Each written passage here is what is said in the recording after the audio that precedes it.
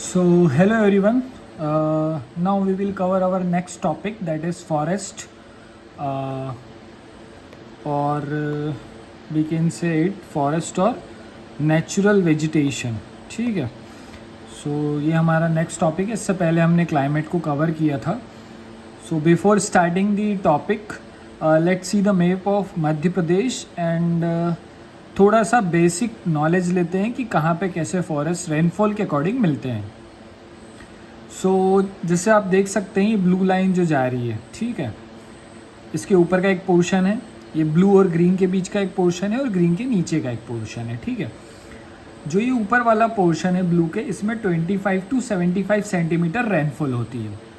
जो मीड है उसमें 50 से 100 सेंटीमीटर रेनफॉल होती है और जो लास्ट है में 100 to 150 सेंटीमीटर के आसपास रेनफॉल होती है. तो इससे ये समझ में आ गया कि यहाँ कम बारिश होती है, रेनफॉल होती है, फिर यहाँ थोड़ी सी ज़्यादा रेनफॉल होती है और यहाँ सबसे ज़्यादा रेनफॉल होती है.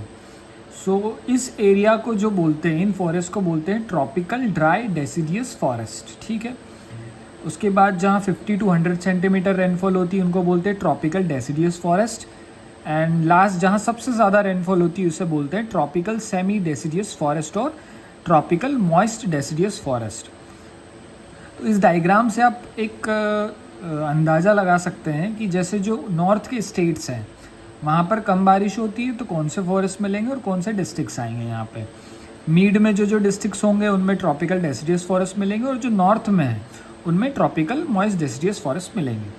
So let's start with the first concept, that is forest cover. अब फॉरेस्ट कवर होता क्या है?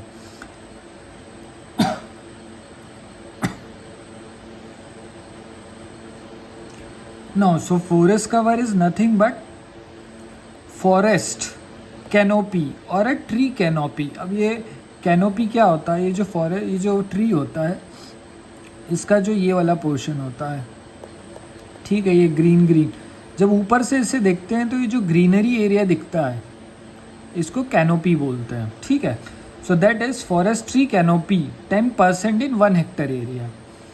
10% होना चाहिए 1 हेक्टर एरिया में, तो उसको हम फॉरेस्ट कवर इंक्लूड कर लेंगे. ठीक है, आगे देखते हैं. Area under forest cover is largest in the India. जो फॉरेस्ट कवर जो एरिया है फॉरेस्ट कवर में वो लार्जेस्ट है इंडिया में. ठीक है, इट चेंजेस एवरी 2 years. ये हर 2 साल में चेंज होता है अकॉर्डिंग टू द रिपोर्ट, क्योंकि जो फॉरेस्ट रिपोर्ट है वो बाइनियल रिपोर्ट है. It comes after every 2 years. So this is the forest cover.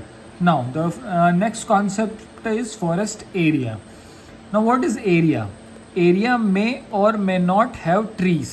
ठीक है, एरिया एक ऐसी चीज़ है जहाँ पे ट्री हो भी सकते हैं या नहीं भी हो सकते हैं. मतलब जो कैनोपी का कॉन्सेप्ट है ये हो भी सकता है और नहीं भी हो सकता है, but recorded as a forest in government records. मतलब गवर्नमेंट ने एक बार किसी एरिया को फॉरेस्ट एरिया डिक्लेयर कर दिया तो फॉरेस्ट एरिया हो जाएगा. ठीक है, अब उसमें ट्रीज़ हो भी सकते हैं या नहीं भी हो सकते हैं. ठीक है, इट डिपेंड्स. अब एग्जांपल से समझते हैं हम.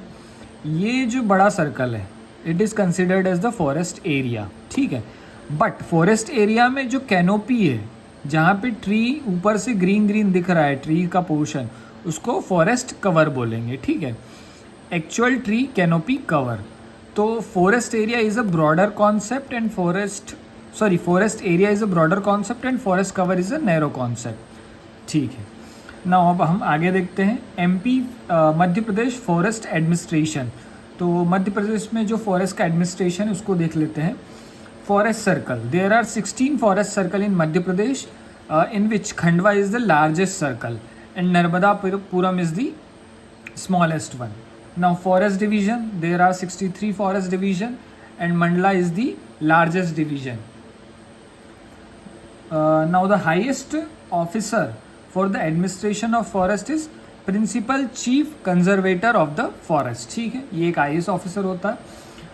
रिजर्व फॉरेस्ट और प्रोटेक्टेड फॉरेस्ट, ये हम देखेंगे कि रिजर्व फॉरेस्ट क्या होते हैं और प्रोटेक्टेड फॉरेस्ट क्या होते हैं. बट अभी हम देख लेते हैं कि रिजर्व फॉरेस्ट में सबसे बड़ा जो एरिया है, लार्जेस्ट एरिया, वो खंडवा का है and the lowest is of Chhatarpur. And protected area का वाइस वर्सा है, छतरपुर का लार्जेस्ट एरिया है प्रोटेक्टेड में और खंडवा का लोवेस्ट है.